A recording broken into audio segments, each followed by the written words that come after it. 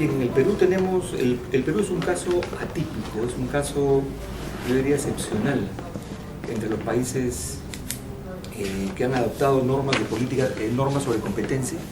El Perú creo que es el único caso en América Latina y uno de los pocos en el mundo que, teniendo leyes de libre competencia que sancionan el abuso del poder de mercado y las restricciones a la libre competencia, no han adoptado un régimen de control de concentraciones empresariales.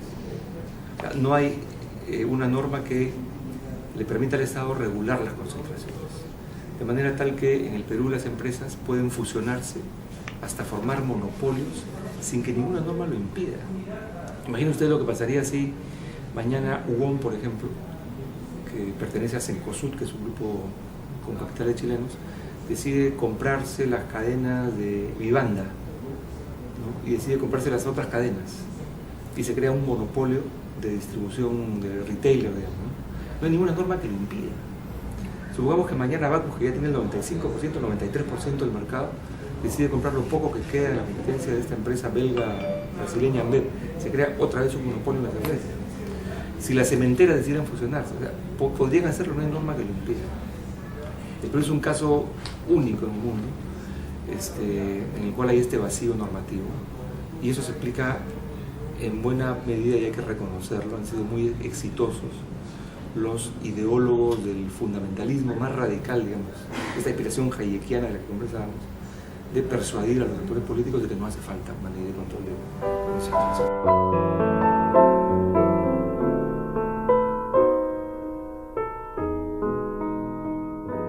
El argumento, hay varios argumentos, ¿no? Han ido cambiando, porque este debate tiene mediados de los 90, ¿no? Este debate ya tiene 20 años, ¿no? Los argumentos han ido cambiando. Yo diría que el más importante es que si estamos en una economía abierta, libre mercado, los monopolios son esencialmente transitorios, porque si un monopolio, digamos, ejerce su poder monopólico y sube los precios, pues generará incentivos para que empresas inviertan y compitan por esas ganancias supranormales, digamos, ¿no? En otras palabras, ellos están pensando en el modelo de mercados desafiables, contestable market. No sé si ustedes han estudiado ese modelo en el curso de organización industrial, que es el modelo que plantea un caso extremo, ¿no? Que es el de la entrada ultralibre, ¿no?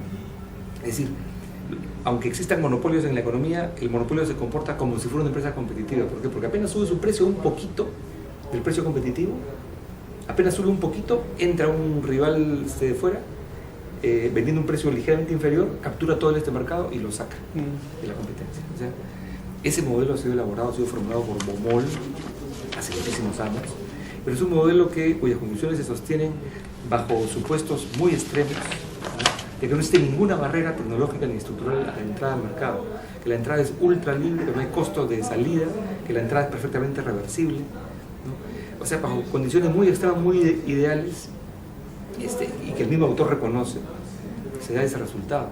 Pero en general, en el mundo real, en la realidad, todos lo sabemos, existen fricciones, existen imperfecciones, existen barreras tecnológicas, estructurales y de todo tipo.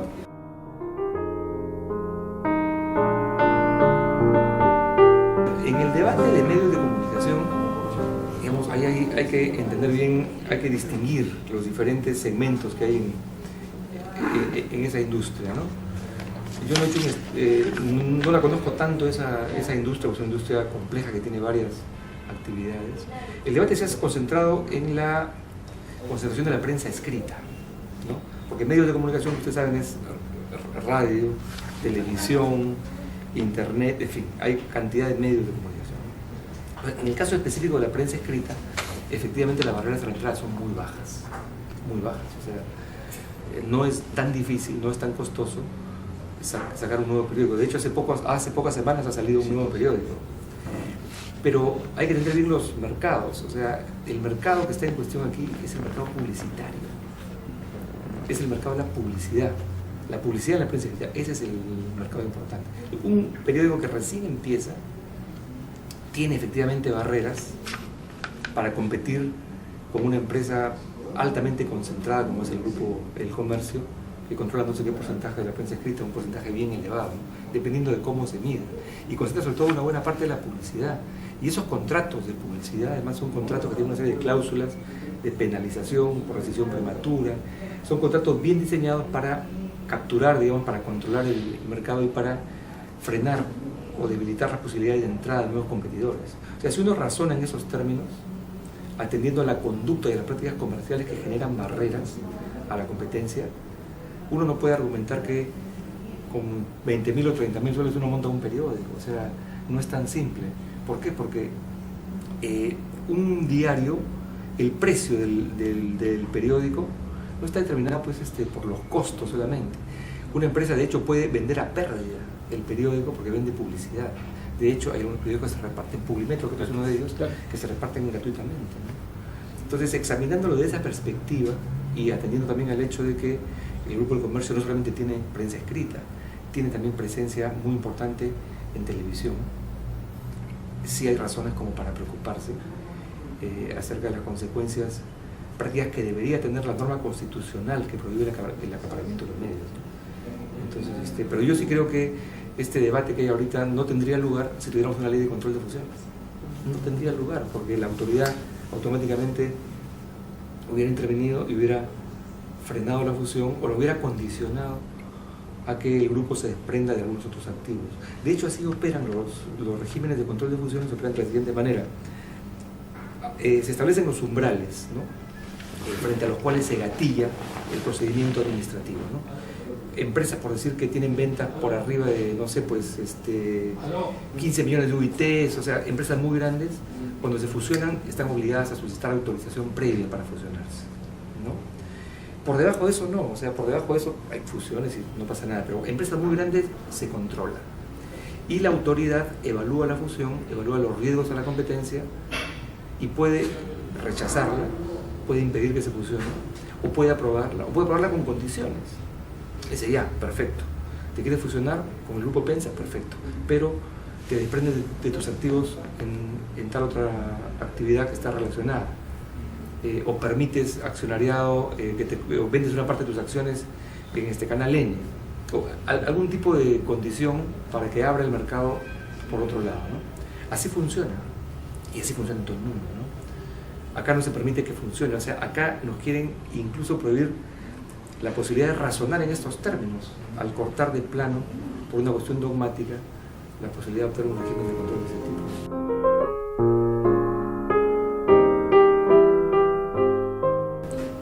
En alguna medida, creo yo, tiene que ver con la muy débil formación económica de los abogados que han liderado este debate.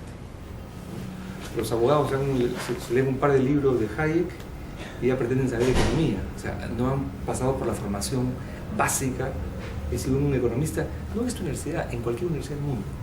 En cualquier universidad del mundo uno estudia teoría del monopolio, teoría del oligopolio y entiende bien. Y uno tiene cantidad de modelos para mostrar los riesgos de la concentración del poder económico, ¿no? O sea, eso los economistas lo hemos estudiado muy bien. Es lo que se enseña en las mejores universidades del mundo, ¿no? Pero esas personas parten de la ideología, no parten de las teorías. La ideología que les dice que los únicos monopolios malos son los estatales y los monopolios privados son buenos. Eso es un tema ideológico. O sea, cuando uno entra a confrontar ideas, porque yo lo he hecho con ellos, se quedan sin argumentos. O sea, veamos los modelos de oligopolio que estudia la microeconomía, la teoría de la acción colectiva, ¿no? La teoría de los superjuegos, que muestra posibilidades de colusión en juegos repetidos. Son conclusiones convergentes, llegan al mismo resultado. Alta concentración te genera riesgos de perjuicio a los consumidores, de pérdida de bienestar, por fijación de precios bastante por encima del costo marginal. Eso está clarísimo. Colusión tácita, colusión implícita. Por todo lado, por donde uno lo mire, encuentra que ese es el resultado del mainstream de la teoría económica, o sea, las corrientes más importantes de las principales corrientes. Es lo que enseñan todas las universidades del mundo. Estos colegas no han estudiado esas teorías. Entonces revela mucha ignorancia. Entonces, como hay ignorancia teórica, apelan a la ideología, ¿no? Para hacer un poco, para responderla hay que remontarse al origen, ¿no?, de la doctrina y de las normas legales que regulan la concentración del poder económico, ¿no? La norma básica es la ley Sherman de 1890, promulgada en Estados Unidos, ¿no? Si uno revisa, porque esto está publicado en los anales del debate en el Senado norteamericano cuando se promulga la norma, liderada la iniciativa por el senador Sherman, el argumento central es que si se permite la concentración excesiva del poder económico, se pone en riesgo la democracia. O sea, el argumento para aprobar la ley no fue solamente económico. Ellos no argumentaron, recuerden, en 1890 recién era la revolución marginalista, ustedes han llevado su curso de historia del pensamiento económico, eso es antes de la revolución keynesiana. Las herramientas analíticas eran de la teoría económica clásica y recién aparecían Jevons, Walras, ¿no es cierto? Era en ese contexto donde no habían pues, los modelos económicos y matemáticos que hoy tenemos, ¿no? El teorema fundamental del bienestar, digamos, toda la lógica de la eficiencia paretiana, o sea, no había nada de eso. En ese contexto la argumentación central había una intuición de que afectaba a las pequeñas empresas, porque de hecho muchas empresas pequeñas a nivel local empiezan a quebrar cuando se crean estos trusts, ¿no? O sea, intuyen que va por ahí y de hecho esa es parte de la fundamentación, pero lo fundamental es que si permitimos que el poder económico se concentre, se pervierte la democracia. Porque los grandes poderosos, que presentan mucha riqueza, mucho poder, van a pervertir el proceso político. Porque ellos van a decir quién gobierna, van a financiar campañas políticas, van a hacer demasiados poderes. Así como en un régimen, en un Estado democrático hay contrapesos institucionales, de hecho en el Perú los hay, el Poder Judicial tiene su autonomía, el presidente de la Suprema, el Ejecutivo, el presidente Humala, el Legislativo, el presidente del Congreso, hay pesos y contrapesos, ¿no? Nunca hay que permitir que el poder se concentre, porque si el poder se concentra tenemos una dictadura, ¿no es cierto? Es lo que pasa en Venezuela. Igual en la economía, si uno permite que el poder se concentre, eso se trasvasa a la esfera política, eso es inevitable, o sea, y eso es un postulado central de la economía política, hay una relación entre economía y política.